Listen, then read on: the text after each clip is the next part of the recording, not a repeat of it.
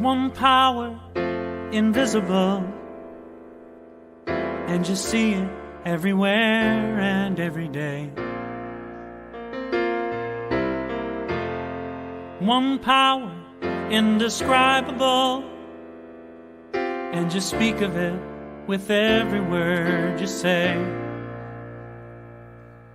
Mysterious until you know the truth. As simple as the love inside of you. Call it God, call it Spirit, call it Jesus, call it Lord, call it Buddha, Baha'u'llah, angels' wings or heaven's door. But whatever name you give it, it's all one power, can't you see? It's the power of the love in you and me. One power, one power, one power, one power.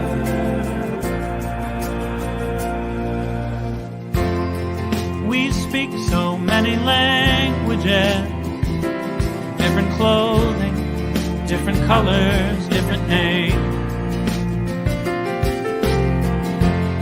The different is only dangerous when we forget that in the heart we're all the same. And we'll remember once we close our eyes to see that such distances were never meant to be. Call it God, call it Spirit, call it Jesus, call it Lord, call it Buddha, Baha'u'llah, H.O.M.E or heaven's door. It's Muhammad, it's your mind, it's your soul, or it's your sign. It's the universe, it's music, Mother Earth or Father Time. But whatever name you give it, it's all one power, can't you see? Whatever name you give it, it's the very air we breathe. Oh, it's the power of the love in you and me. One power, oh, one power, is what we are. One power, one power.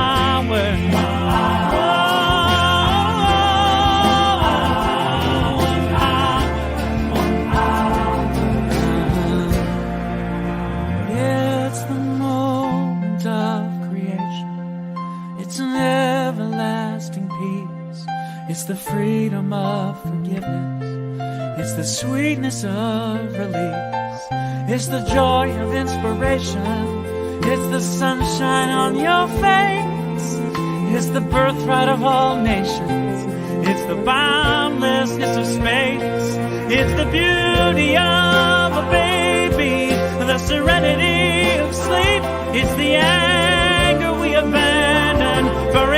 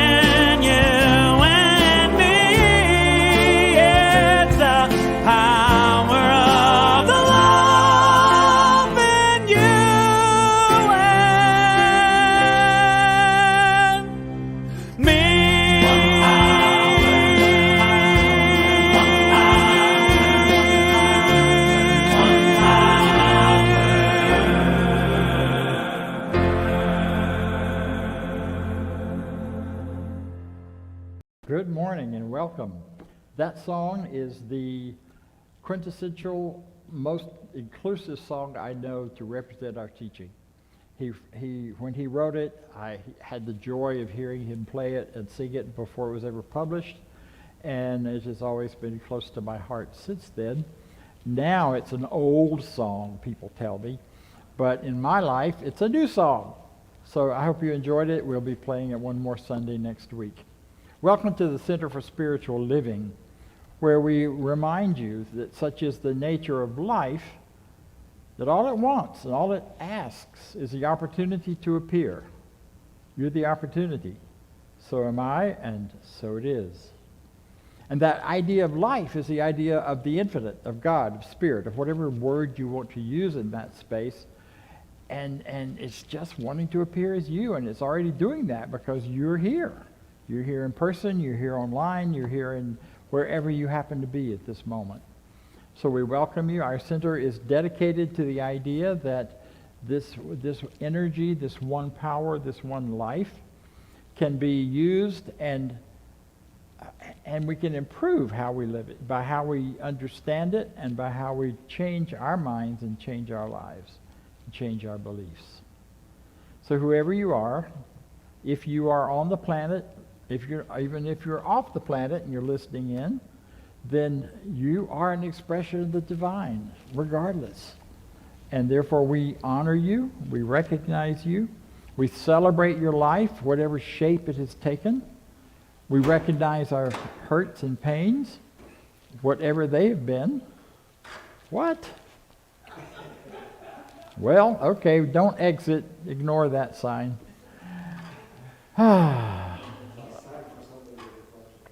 Life is fun, right? This kind of fits our talk today. You know, stuff just happens sometimes. So there you go. We had it sorted and it's unsorted. So anyway, that's who we are, that's what we celebrate, and we are here to celebrate and recognize you. Now there's a lot more to this idea of the science of mind than just that one idea, speaking that saying that, you know, such as it's only one power. What does that mean? How does that play out? How do we live it out? That gets answered easily and freely by so many ideas and teachings and principles and laws and spiritual understandings that we take forward.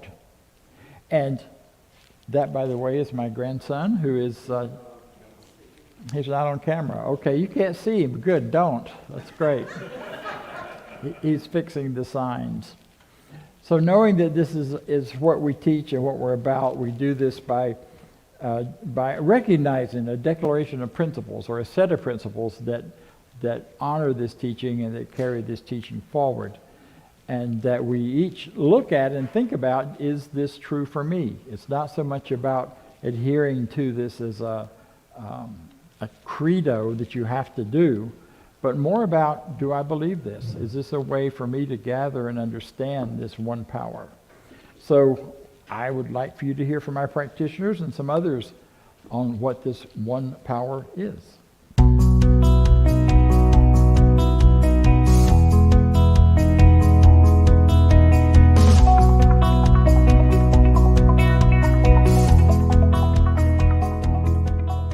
I believe in one God, one absolute power and first cause to all things. I believe that this power is perfect love and creates out of a desire to express love. I believe all thought is creative, and how I choose to think creates my personal experience.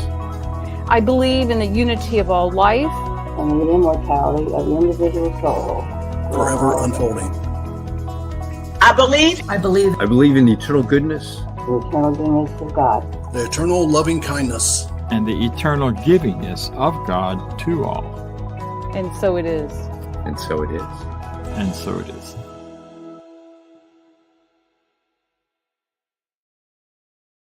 Who have studied this teaching, who know how to use it for themselves, who know how to use it for other people, and to bring change and growth and greater living more in line with the desire of life. So today we have one of our practitioners with us to share some thoughts and ideas and then lead us in a spiritual mind treatment or affirmative prayer. Barbara, it's all yours. Thank you. Thank you, Dr. Bob. You're looking so spiffy today. I absolutely love that coat that you've got on, and I understand our wonderful April is responsible for that. April, way to go.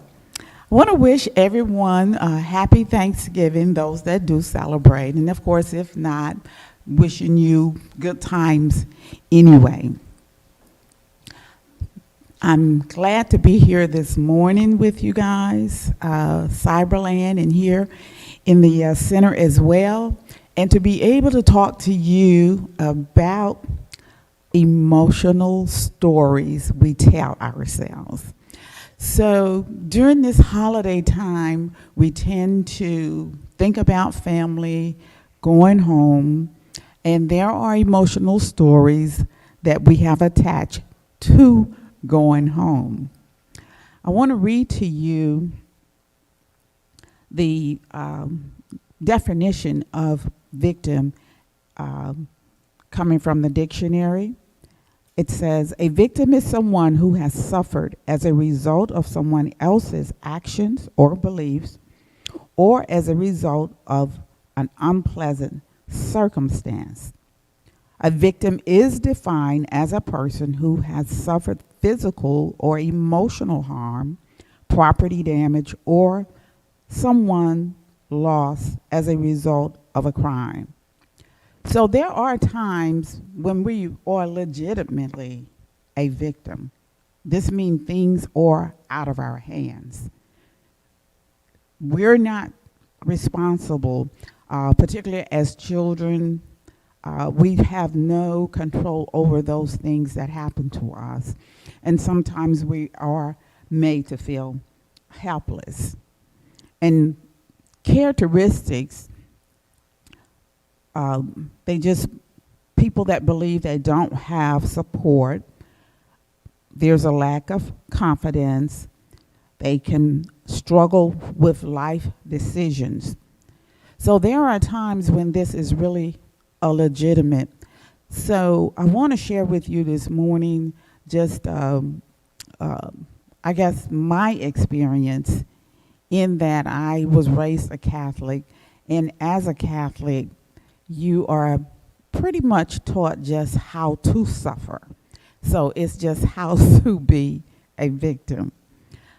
For me, before coming here to the teaching, the Catholic teaching, and it's called catechism, and we were indoctrinated. Every morning we had catechism classes. It was about that teaching being the right teaching, meaning all of the teaching wrong, wrong, wrong. So if you don't believe what I believe, then you're going to make me a victim. The need to be right. So the catechism teaching, again, was a teaching. This is the right teaching. Everybody else's teaching is wrong. So that becomes part of your belief. That becomes part of who you are. And of course, there is demanding that you believe what they say. And there's an emotional behind the demand. So it causes you, again, to take on this teaching, and now you are that teaching. When I came to the center, all of that was very challenging to me, the way that the center teaches, because I am now accountable for my belief, my behavior, my ideas. And through the teaching, through the classes, I come to learn there's a universal law that is available to us to use.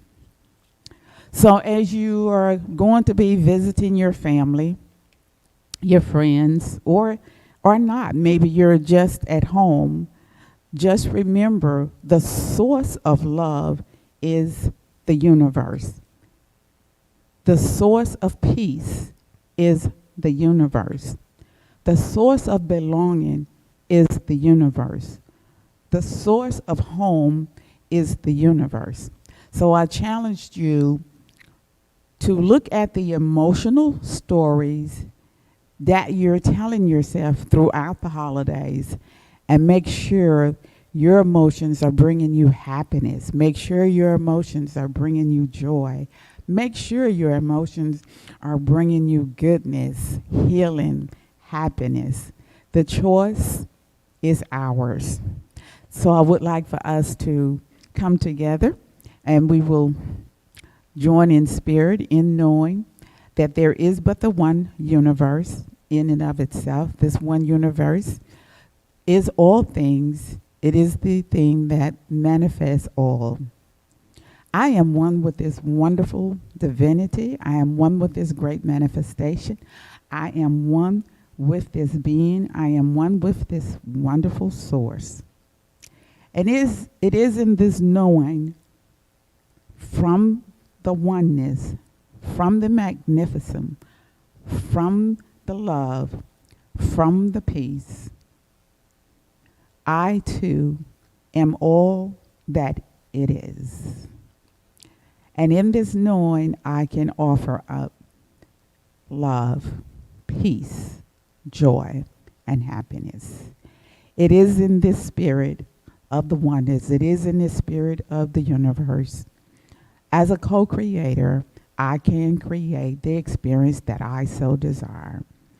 I create an experience of love for myself. I create an experience of peace for myself. I create an experience of abundance for myself. I create an experience of belonging for myself. I create an experience of joy. And it is this knowing, it is the empowerment of the oneness, it is the support and the givenness of the oneness that I am so grateful to know and have this knowledge. And for this, I am grateful. And so it is. So now we will have some reflection music.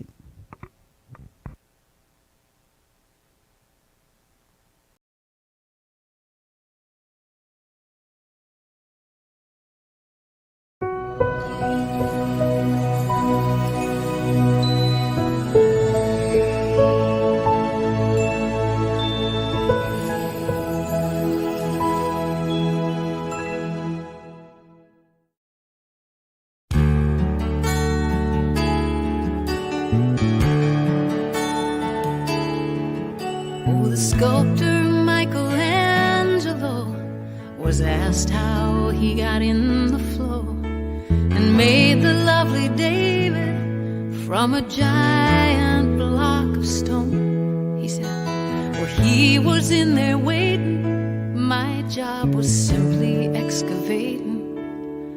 I just took away what did not belong.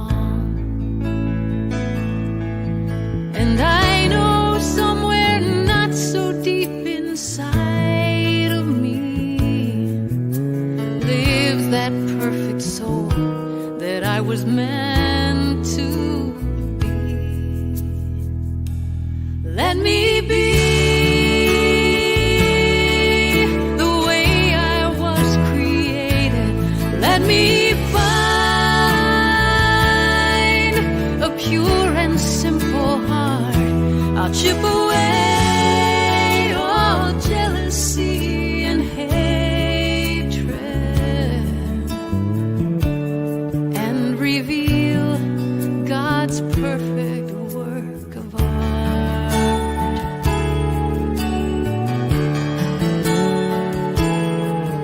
Well, I think we're born on angels' wings. Heaven sends such graceful things, like love without condition, knowing we are not alone. Then descends the soul's dark night, shadows come and block the light, and as the years go by, we turn to stone. My block of stone is made of fear and doubt, but the real me is crying to come Let me be the way I was created. Let me find a pure and simple heart. I'll chip away all jealousy and hatred and reveal God's perfect work of art. I'll reveal God's perfect work of art.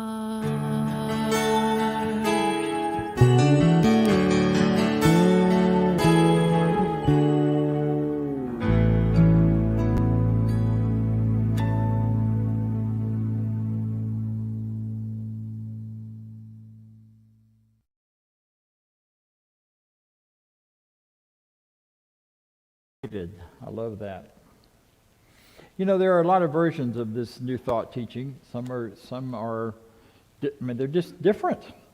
And in some versions of this teaching, we would say that instead of addressing each other based on what we see and what's real and what the experiences we're having are real in terms of real in time, space, and what's happening in our lives, but we would only want to address who you're really here to be. So we'd only address you from the divine higher perspective. Kennedy Schultz used to tell a story about that. He was my teacher, and he's still alive and well in here somewhere talking.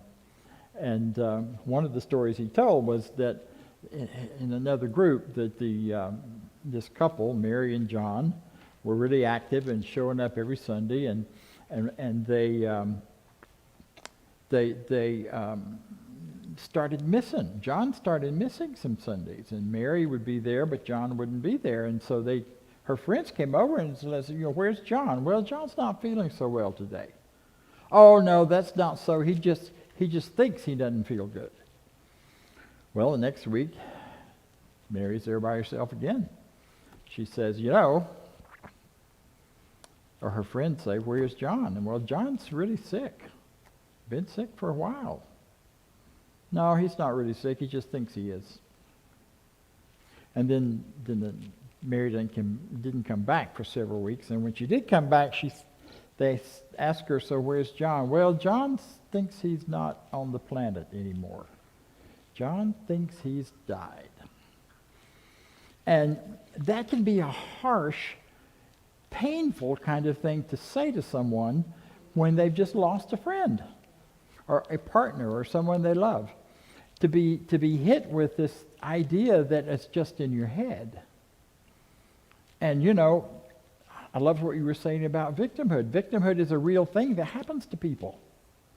And we have choices as we move through that about what to do with it.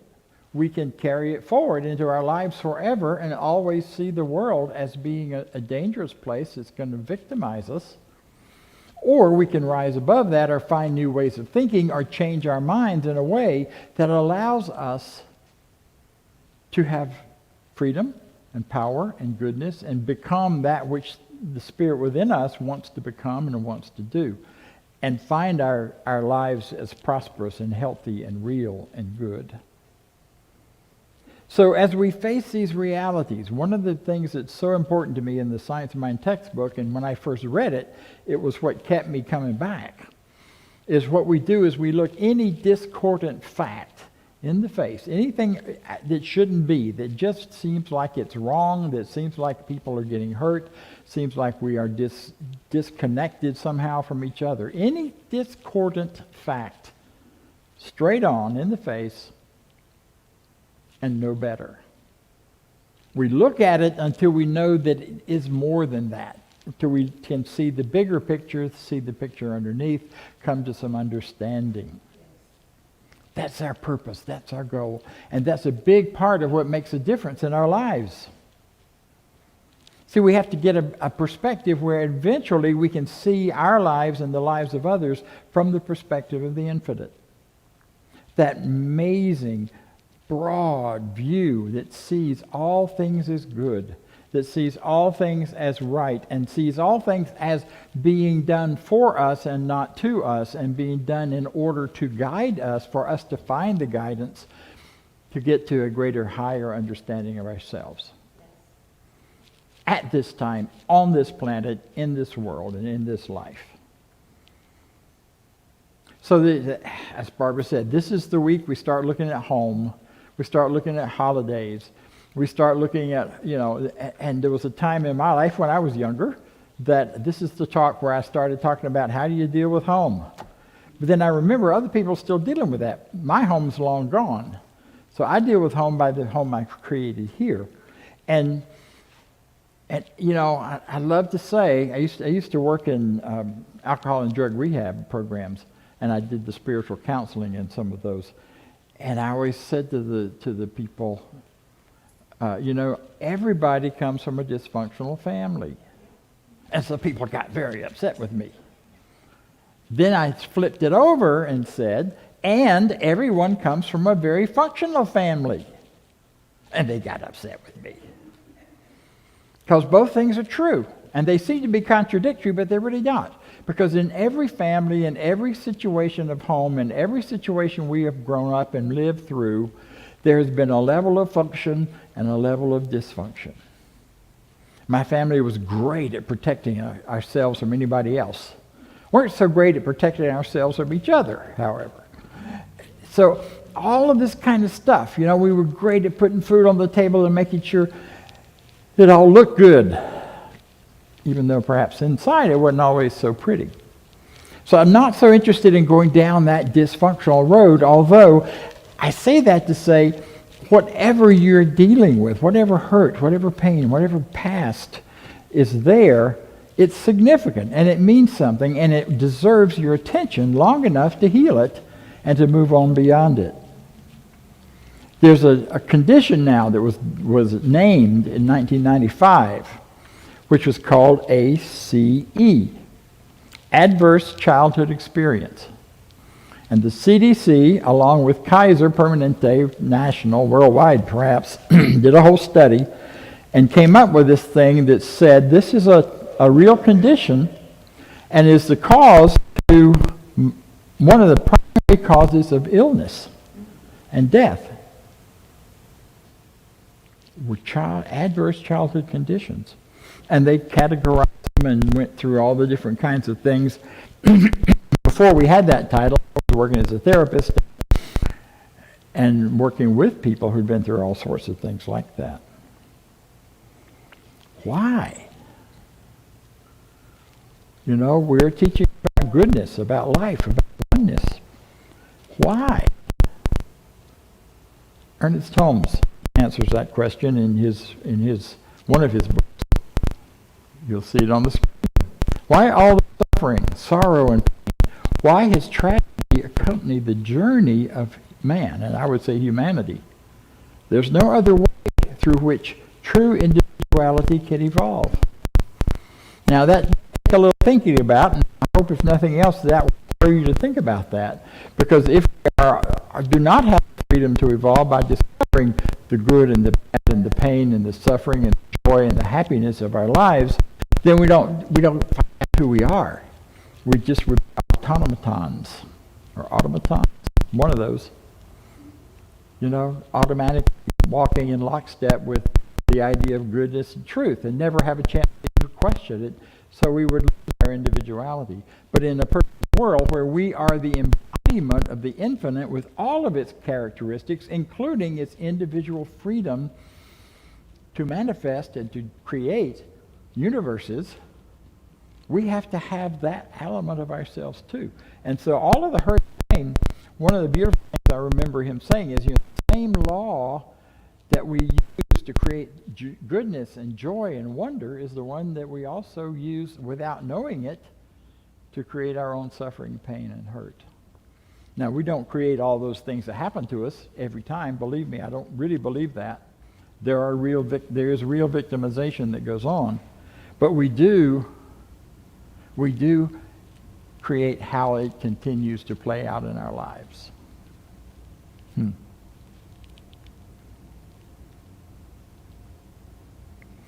So we've been talking the last 2 Sundays, 3 Sundays about the hero's journey. Wonderful stories about that help us start to look at how do we understand and define ourselves in relationship to the bigger picture. Or am I just wandering around out here not knowing what in the world I'm part of? Well, what we know is that we have consciousness that we are part of. We have conscious groups that we are part of. And we have cultural beliefs and cultural consciousness that we pick up and take on. Reverend Cynthia, 2 weeks ago, did a beautiful job with the whole idea of the hero's journey. And the most obvious one of those is the Wizard of Oz. And, I love group things where we each identify which one of those characters most represent us, and then we play it out and do some things with it. It's a lot of fun.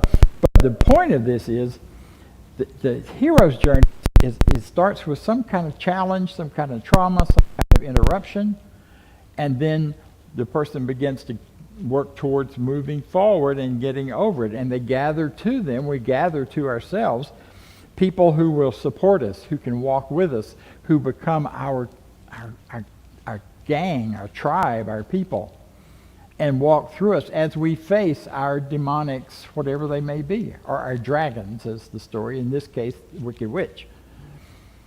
But they're different things. The hero story, the hero journey is just so much a part of our culture, especially in the United States, where we are. It's all about overcoming and becoming more, and then finding the treasure at the end of the road. Once you face the demon or the dragon or whoever, you get the girl, or you get the treasure, or you get to go back home, as is the case in Wizard of Oz. And there's a sense of homecoming at the end of that story for everyone. Well, I want to tell you there's some other journeys that don't all match that hero's journey. And many women particularly have talked to me about, I just don't identify with the hero's journey. It sounds like a guy story. It's a man story, not a woman story. I think it's interesting. It's Wizard of Oz has, the female lead. But there are other stories.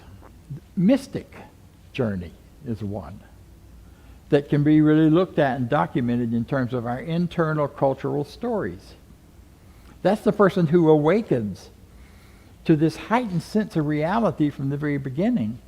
I've heard you hear the stories that I had one preschooler in my center in Tampa, in Florida, who used to talk about what it was like before he was born, and what God was like. And this was this little kid. Nobody coached him in any of that. He just started talking about it, and he grew on older into a real deep awareness of this mystical connection with people on the other side, and with God and with life. And his journey was very different, because then he went through a period of doubting the validity of what he'd said and seen, along with the people around him sometimes. But he moved through that, and then with time, that journey means you find the teachers to support you and help you understand what's happening to you. This is a shamanic journey, which most primitive cultures have, which is very different from the hero story, because it's an early awareness that you're different, that you don't match the rest of people.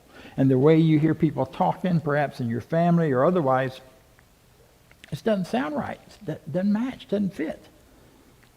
And the shamanic then begins to dream of inner powers and sacrifices. And in fact, many times a child on that shamanic path, or an adult on that shamanic path, ends up being the go-between that's supporting their families, that's supporting and carrying the brunt of the pain for other people. They're often called scapegoats in certain families and certain systems. They dream of this inner power, and they feel outcast and other. And they can't quite explain it sometimes. Many, many, many gay people in our culture are on that shamanic journey.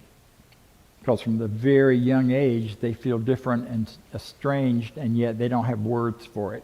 They don't know how to claim it because it's too little and too young to be about sexuality. It's about identity. Yes. And so they carry it forward. And it scares people, as we saw, I just heard about last night in Southern Colorado, a very conservative area where some folks were really hurt, killed. Another journey that people take is called the artist's journey.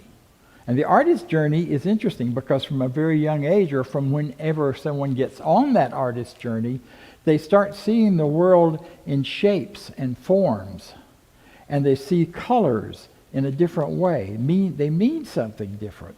They see life in a different way. They begin to recognize that the pictures that other people see are shapes and forms to them that can be very different. And then the artwork becomes all-consuming. It's like you got to do it, can't not do it, got to be in there doing it, and it takes you right out of time and space. You're just there with the art and moving with it and going with it. And the beautiful, powerful, important thing with all of those journeys is that the solution to whatever the challenges are, whatever the interruptions are the social connections that people build. Whether you're the hero with the Tin Man and the Scarecrow following you around, or whether you're the shaman who discovers some people who also think like you do, who can validate some of those shamanic senses and feelings and recognitions, or the mystic who finds words and language and a group to be part of, or the artist who gloms up and gets connected with other artists. And then their creativity can flourish, and who they are as spirit, as God, as life begins to come forward and come out, and they can begin to grow and heal and move into a whole other place of being, another way of being. All of those journeys in common are about recognizing, facing the challenges, whatever they are, and then moving beyond them. We do that with what we think, what we believe, and by facing our fears. Fear, false evidence appearing real. Joseph Campbell says this. He says, the cave that you fear holds the treasure you seek. And that just really annoys me. The things that I just don't want to look at and get closer to really do have the answers for me, or the treasure for the next part of my growth and the next part of my moving forward. I just assume it were somewhere else, but it's not. That story where the idea that the divine was trying to decide where to hide the Spirit of God. And they figured the best place to hide it was inside human beings, because nobody else, that would be the last place they'd think to look. And yet it's the first place we teach that it is and belongs, and it's here and it's now. Carl Jung added to this and said, I am not what happened to me. I am what I choose to become. Psychiatrist from the last century, already talking and seeing that. And here we are bringing it forward. The ideas from Joseph Campbell are ancient, as long as we've been doing work and trying to understand ourselves and bring ourselves into life. So it's so important, because we form these social groups, and we find our peers, and we connect. And in that process, it's our love of those folks. It allows us and to motivates us to move to the next level. If we're just doing it by ourselves, most of us would just kind of sit there. I remember back when I was a Baptist, and the example was always used about if you took if you've got a fire going and you pull one of the coals out and set it off by itself, it'll eventually lose its fire. And that was about a whole different thing. But in reality, it's true. Children need to be touched and nurtured and connected with in order to thrive. Adults need to be touched and nurtured and connected with in order to thrive. It's part of life itself. We are not born in isolation. We are part of a river of life that has gone on as long as there's been life of any kind on this planet, that goes back centuries and centuries and centuries, from mother to mother to mother to mother, and to mother and to mother, and will keep on as long as there is motherhood and life, and it works and goes on. So we are tapping into that when we connect with one another. And it's in that connection and loving one another that love does what it does best. It transforms. It transforms us. It transforms our beliefs. It allows us to go into the scary cave and find the treasure, or face the wicked witch, or whatever the word is, or part of that is that you've got going in your life. Carl Jung also coined a phrase, wounded healer.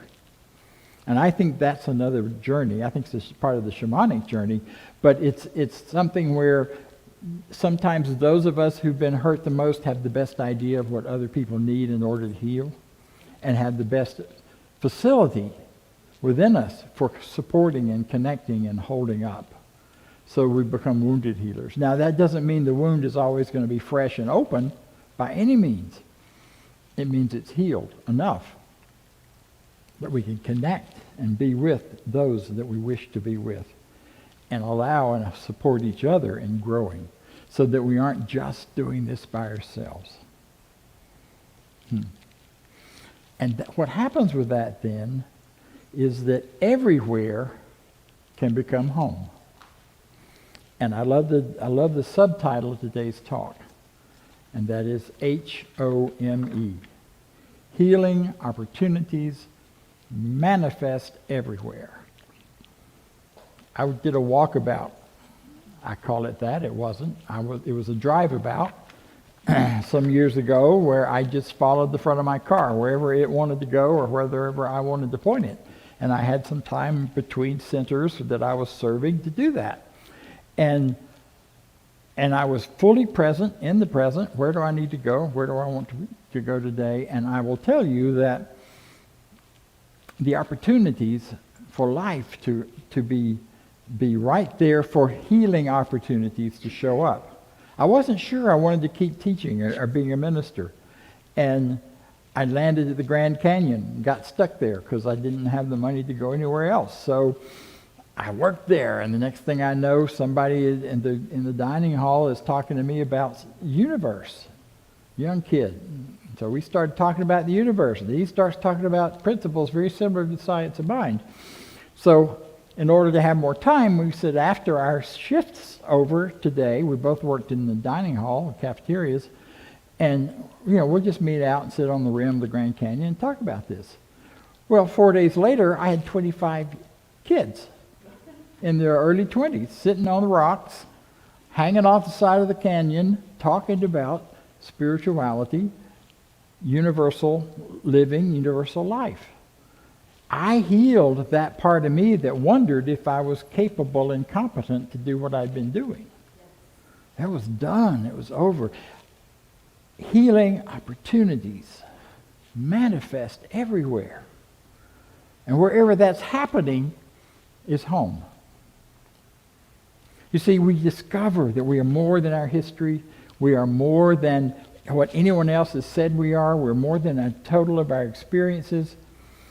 Love itself is who and what we are, and we move from that place of recognition into a realization that love is the very essence of our lives, and therefore our lives are the essence of the infinite's life, because love is another name for God and has been for a very long time.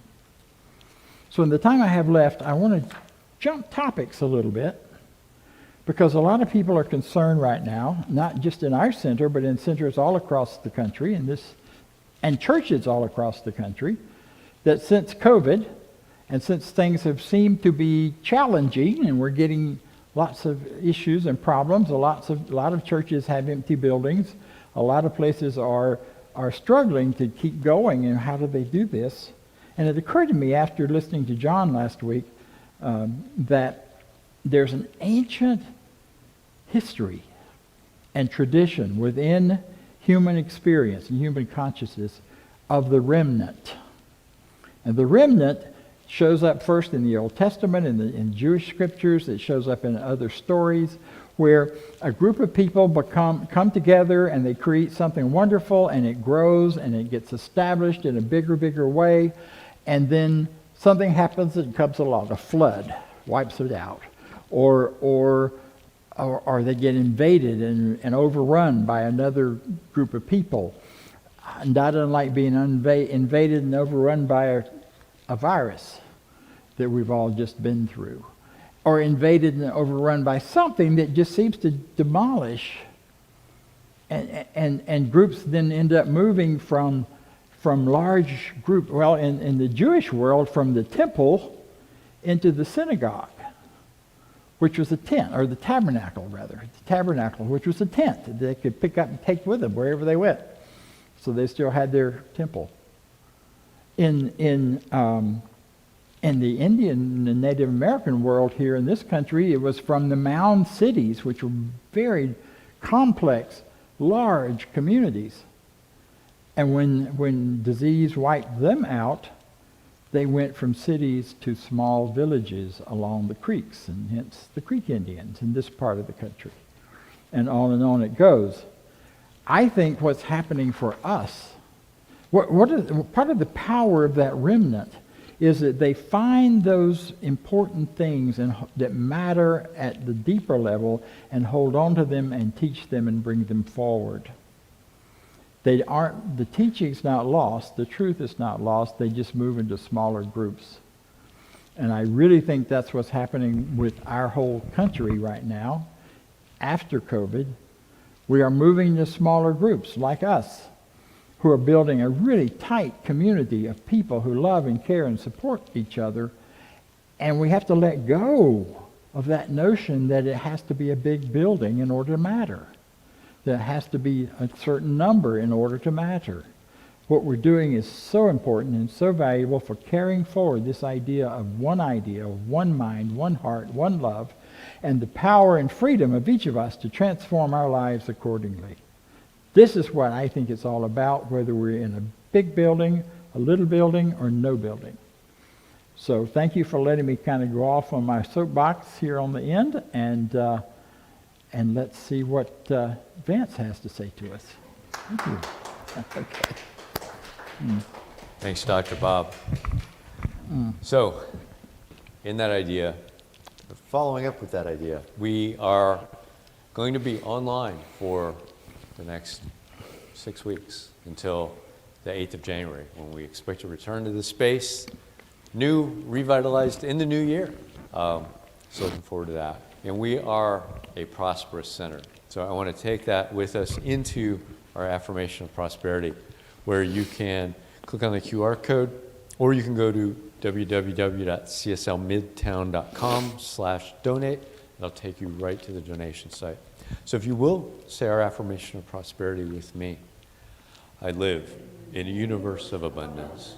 As I freely and joyfully give, I join in the divine flow. And all that I share with life returns to me multiplied abundantly. And so it is. I turn it to Dr. Bob for some final announcements. Thank you. So, next week, Reverend Cynthia Paulson will be here and be speaking. She won't be here in this building. She'll be here online, as will I and some others. We'll be having the celebration as usual. We are not stopping anything except our in-person meeting, and we're going to miss hugging and seeing one another. But right now, I think with the holidays coming, it's a good time for a little break. I wanted to give another shout out to April Bates, one of our members from Tampa area, from St. Petersburg actually. She is an artist who does artwork on fabric, and she did this. Yeah, it's pretty awesome, isn't it? And this was a coat that had gotten kind of faded and stained, and needed to be either passed on to someone else or refurbished. And so she took it and turned it into something beautiful, and I'm so pleased with it. It's just, if you get close to it, you can feel the energy of love and light that she puts into it.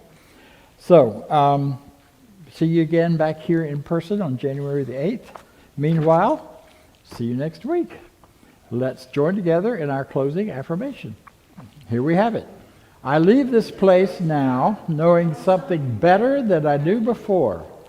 I go forth into the world with a heart full of love and a mind full of good sense. I look at the world in a greater way, knowing I have within me everything I need to create the life I desire. I give thanks for this understanding, and I am grateful for the spirit of life that lives through me. And so it is. Thank you very much.